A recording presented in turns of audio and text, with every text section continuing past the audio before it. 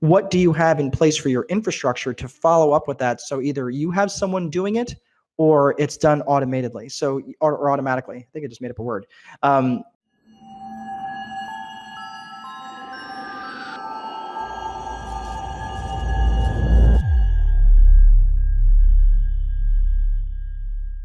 Let's review some of the questions. So I've got several questions.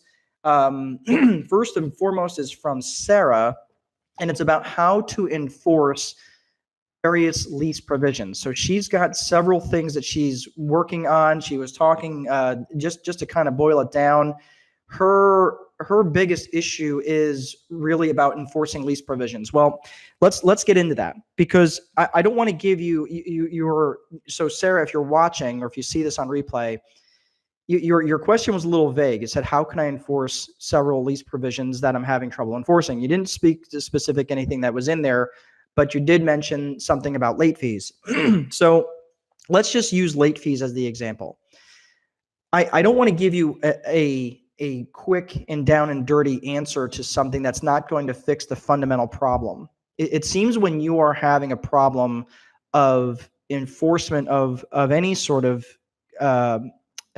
issue that you're having with your residents, it's almost always one of consistency. So when you're having problems of consistency, it's almost always a problem related to infrastructure or process. So I would probably suggest to you that, and again, I don't have the ability of asking you more questions right now, but feel free to send me follow-up questions if you have them. But my first question would be, what infrastructure do you have in place? In other words, what software do you have in place in terms of property management software?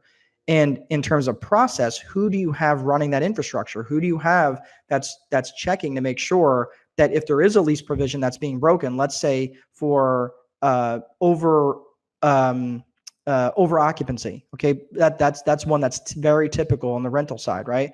Having too many pets. Obviously, late fees is one, paying rent late and not following up in a timely manner.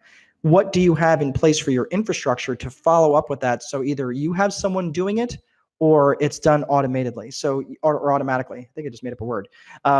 So it's done automated. Because if you are having to do all of that, if you have a weak infrastructure, then guess what? You have to build it up with excess process. And that means you are the process. You are the one having to do it. So I would suggest really highly making sure that you look into your infrastructure and make sure that you're spending time building that infrastructure. So again, if say that person's rent comes in late, or say that they were due to give you an insurance update and they haven't done that, it automatically is a tickler in the system that sends in an automatic update, or at least it alerts you or someone else that's running the infrastructure. Okay. So really, I've talked a lot about this. It really does relate a lot to specifically property management software, but it does go a little bit deeper than that. So again, you know how I think. It's vision, infrastructure, process.